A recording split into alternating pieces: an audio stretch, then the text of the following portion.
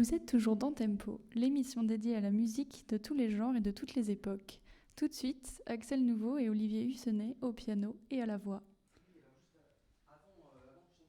Je vais faire un mini sondage dans la salle. Bon, le public est là, mais pas hyper nombreux, mais néanmoins, en fait, voilà, je voulais aborder en fait une chanson de la Commune, puisqu'on un peu sur le thème de la journée et de l'émission. La Commune, c'est un moment historique important où le peuple de Paris et dans d'autres villes d'ailleurs se soulève et tente de changer un peu l'ordre justement politique, le régime en place, et puis en fait va être réprimé par lors d'une semaine qu'on appelle la semaine sanglante. Et justement, je voulais faire un sondage parce que j'ai deux chansons qui sont en fait en duel. Et je voulais savoir, est-ce que dans la salle, il y a des gens qui connaissent la chanson qui s'appelle La Semaine sanglante? Est-ce que, si vous la connaissez, vous levez la main? Ok, bon, du coup, on va faire celle-là parce qu'il faut, enfin, pour le coup, l'autre, elle est encore plus rare et du coup, je pense que du coup, il faut faire la semaine sanglante qui est plus essentielle parce qu'elle est plus connue, mais apparemment pas totalement passée encore. Donc, c'est une chanson donc qui date de juin 1871. Et donc, on est juste après la semaine sanglante. Donc, elle est écrite vraiment à chaud. Et donc, juste pour résumer, la commune de Paris a été rasée en 5 jours, en 6 jours par ce qu'on appelle l'armée des Versaillais. C'était pendant donc, cette semaine du 21 au 28 mai, 1871, excusez-moi. Et du coup, c'est quelqu'un qui décrit en fait comment s'est passée cette semaine sanglante et l'après.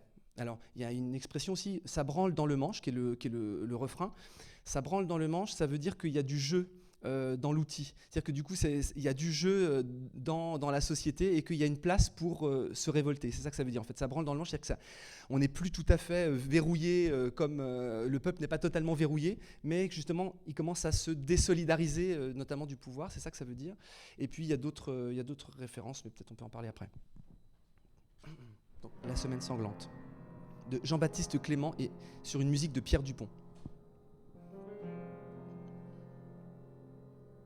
Sauf des mouchards et des gendarmes, on ne voit plus par les chemins que des vieillards tristes en larmes, des veuves et des orphelins.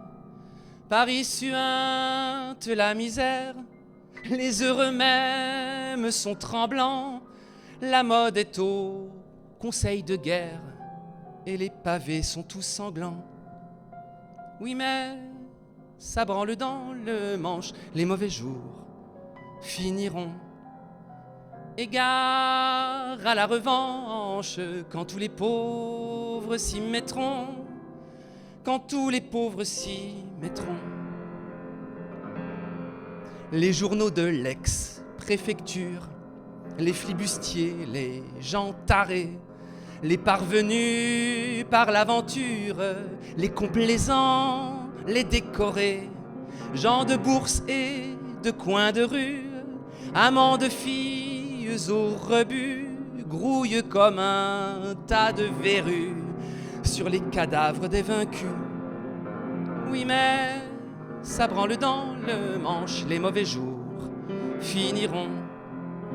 Égard à la revanche, quand tous les pauvres s'y mettront. Quand tous les pauvres s'y mettront. On traque, on enchaîne, on fusille tous ceux qu'on ramasse au hasard. La mère à côté de sa fille, l'enfant dans les bras du vieillard. Les châtiments du drapeau rouge sont remplacés par la terreur de tous les chenapans de bouge, valets de rois et d'empereurs. Oui, mais ça prend le temps, le manche, les mauvais jours finiront. Égard à la revanche, quand tous les pauvres s'y mettront. Quand tous les pauvres s'y mettront. Nous voilà réduits aux jésuites, au MacMahon, au Dupanloup, Il va pleuvoir des eaux bénites, les troncs vont faire un argent fou. Dès demain en réjouissance, et Saint-Eustache et l'opéra vont se refaire concurrence, et le bagne se peuplera. Oui, mais ça branle dans le manche, les mauvais jours finiront. Égard à la revanche, quand tous les pauvres s'y mettront, quand tous les pauvres s'y mettront. Demain les gens de la police refleuriront sur le trottoir, fiers de leurs états de service, et le pistolet en sautoir. Sans pain, sans travail et sans armes, nous allons être gouvernés par des mouchards et des gendarmes, des sabres-peuples et des curés. Oui, mais ça branle dans le manche, les mauvais jours finiront. Égard à la revanche, quand tous les pauvres s'y mettront, quand tous les pauvres s'y mettront.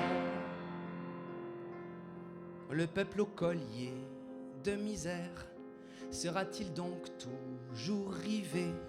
Jusque à quand les gens de guerre tiendront-ils le haut du pavé? Jusque à quand la sainte clique nous croira-t-elle un vil bétail? À quand enfin la République de la justice et du travail? Oui, mais ça branle dans le manche, les mauvais jours finiront. Égard à la revanche, quand tous les pauvres s'y mettront, quand tous les pauvres s'y mettront.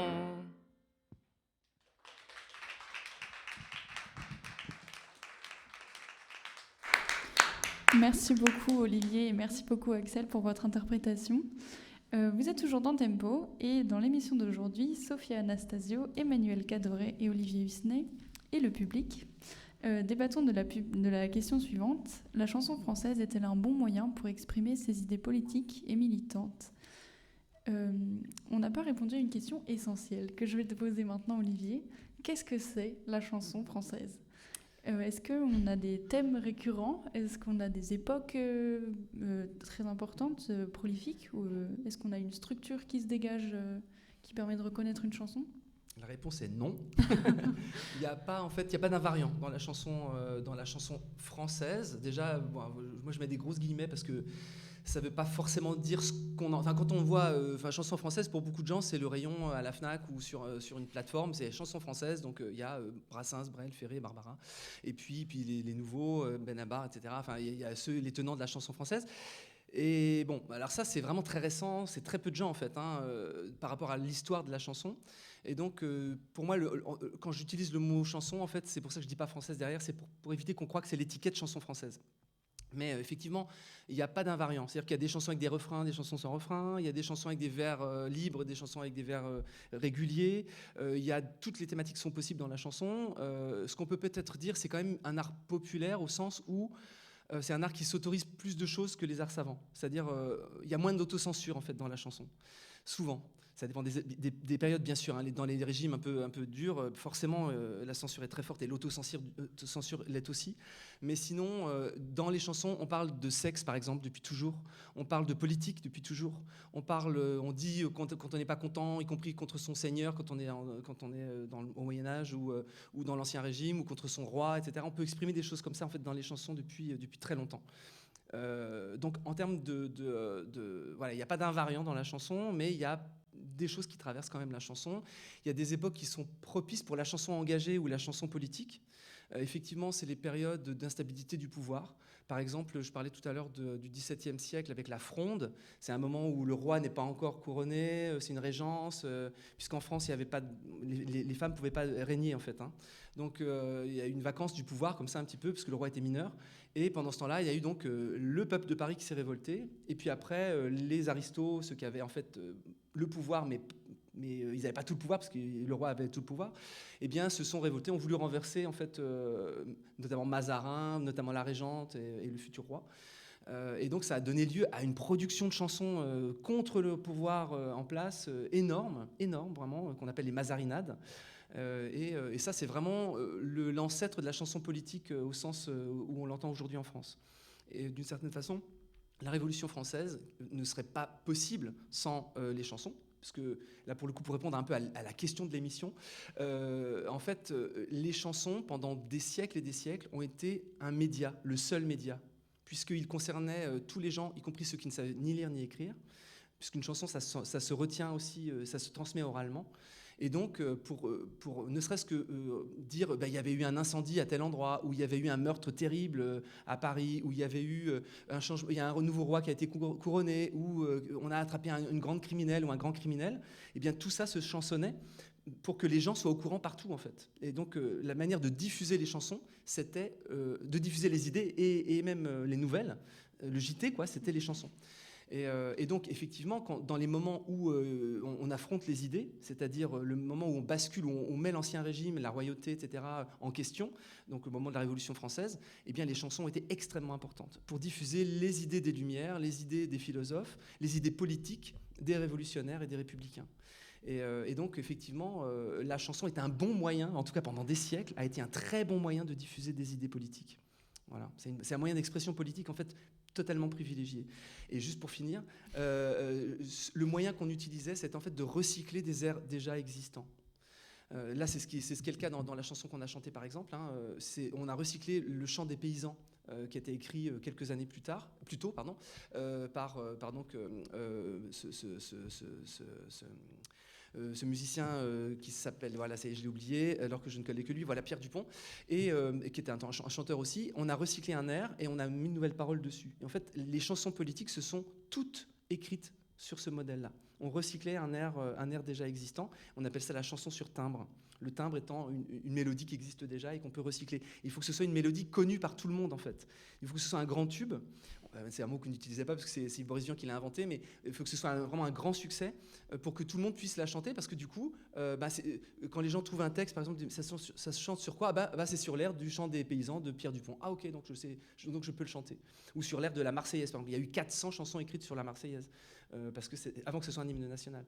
Donc ces chansons sur timbre, qu'on appelait aussi des vaudevilles, c'est vraiment le procédé lui-même a une grande efficace en termes de contestation politique, quoi.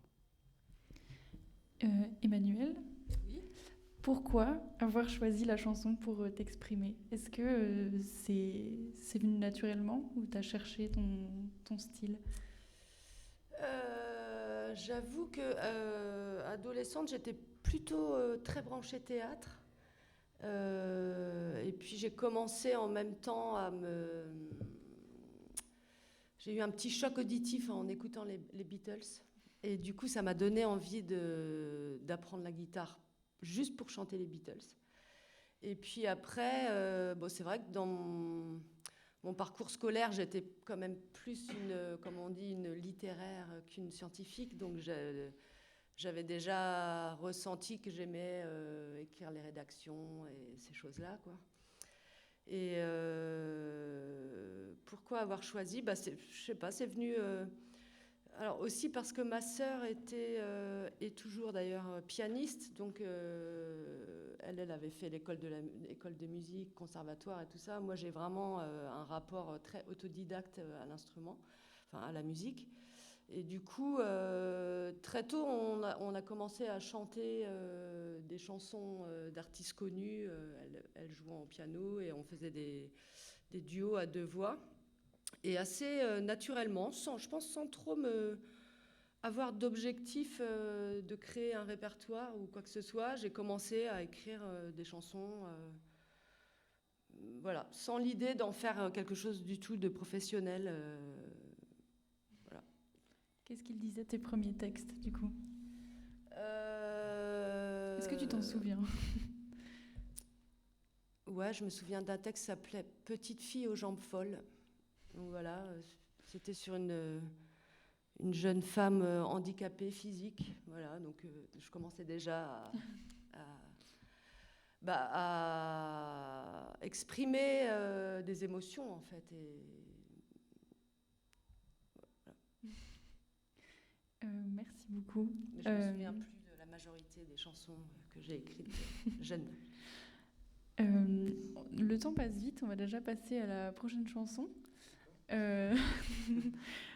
Du coup, vous allez donc chanter une autre chanson. Est-ce que tu veux nous en parler un petit peu Ouais, je voudrais en parler. avant ? Oui, parce que c'est une chanson qui est très connue aujourd'hui, et heureusement d'ailleurs. C'est une chanson qui ressurgit beaucoup avec les féminismes actuels.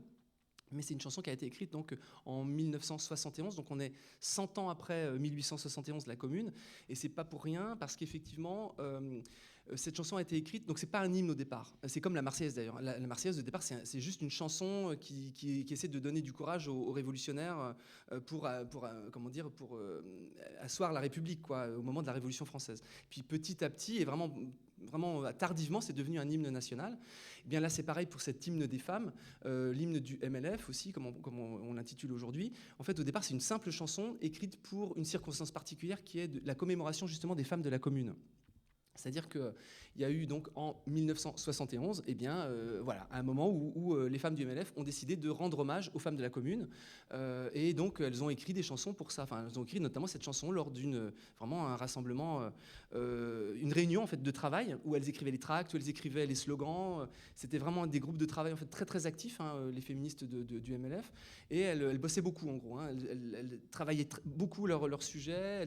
C'était de vraies chercheuses. Et puis quand elles étaient comme ça dans les actions militantes, elles travaillaient collectivement. Et donc, une lançait l'idée, puis, ah oui, très bien, je connais la chanson, qui connaît l'air, etc. Ok, on va écrire dessus. Et en gros, cette chanson est née du fait qu'une personne qui s'appelle José Contreras, c'est son nom, qui était donc une fille d'anciens réfugiés espagnols. Elle a dit, je connais un air qui est vraiment facile à apprendre, que j'ai appris quand mes parents chantaient ça. Et donc, elle chante l'air du chant des marais, qui est en fait pas n'importe quoi. Le chant des marais, elle ne le savait pas, et c'est vraiment son témoignage recueilli par Martine Storti, c'est là-dessus que je m'appuie. Elle ne savait pas du tout que c'était un chant en fait, qui représentait la déportation, puisque le chant des marais, c'est une chanson qui a été écrite en allemand par des Allemands qui étaient déportés au camp de Bürgermoor, qui était le premier camp de concentration en fait, des nazis. Et cette chanson-là, après, a eu une grande... voilà, elle est devenue extrêmement connue. Elle est devenue en fait vraiment la chanson qui représente la déportation et toutes les horreurs, les atrocités nazies. Et donc, elle ne savait pas que c'était ça. Et donc, elle a proposé cet air qui a été facile à retenir. Et donc, elles ont écrit une chanson sur cet air-là. Et après déjà, ce que dit aussi Martine Storti, elle dit, si jamais les filles de ce collectif-là, les femmes de ce collectif-là avaient imaginé que ça deviendrait l'hymne du MLF, ça les aurait vraiment fait marrer rétrospectivement. Et en tout cas, elles ont été beaucoup attaquées là-dessus, à part le fait qu'elles aient choisi le chant des marais.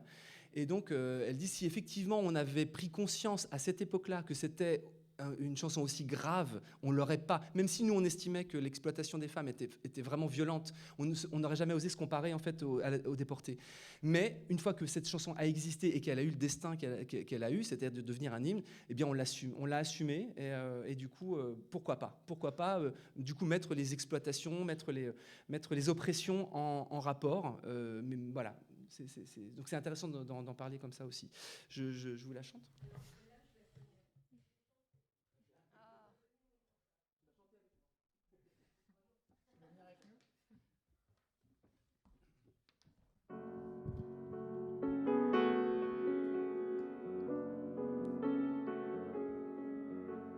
Nous qui sommes sans passé, les femmes, nous qui n'avons pas d'histoire, depuis la nuit des temps, les femmes, nous sommes le continent noir. Levons nous femmes esclaves et brisons nos entraves.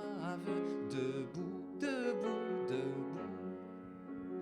Asservies, humiliées, les femmes achetées, vendues, violées.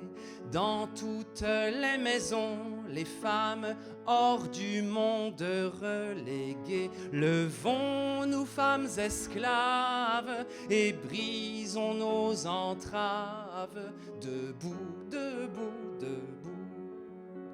Seules dans notre malheur, les femmes, l'une de l'autre ignorées. Ils nous ont divisés, les femmes, et de nos sœurs séparées. Levons nous femmes esclaves et brisons nos entraves. Debout, debout, debout. Reconnaissons-nous les femmes, parlons-nous, regardons-nous. Ensemble on nous opprime, les femmes, ensemble révoltons-nous. Levons-nous femmes esclaves et brisons nos entraves. Debout, debout, debout.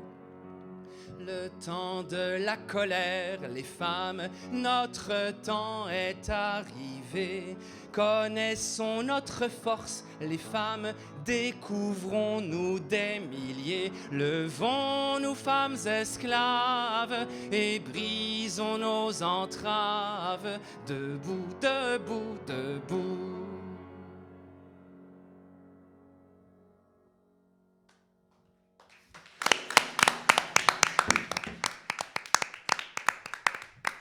Et normalement, il faut faire ce signe-là, évidemment, qui est le signe donc, qui était des luttes pour répondre au bras levé, au poing levé, qui était du coup vu comme très très masculiniste par les féministes du MLF. Elles ont dit, bah non, nous c'est ça. Et c'est un signe qu'on a retrouvé, y compris chez Merkel, hein, qui quand elle a été attaquée publiquement au Reichstag ou je ne sais plus où, elle était vraiment insultée en tant que femme, et donc elle a fait ce signe-là. En protestation discrète, mais qui du coup a été beaucoup commentée, qui a fait le tour. Voilà, donc c'est... Et ce signe-là, du coup, pour ceux qui nous écoutent en podcast, c'est les deux index collés et les deux pouces collés qui forment une espèce de triangle, un peu agrandi. Donc, merci beaucoup pour vos interprétations. Elles seront disponibles à la réécoute sur la chaîne YouTube de Tempo.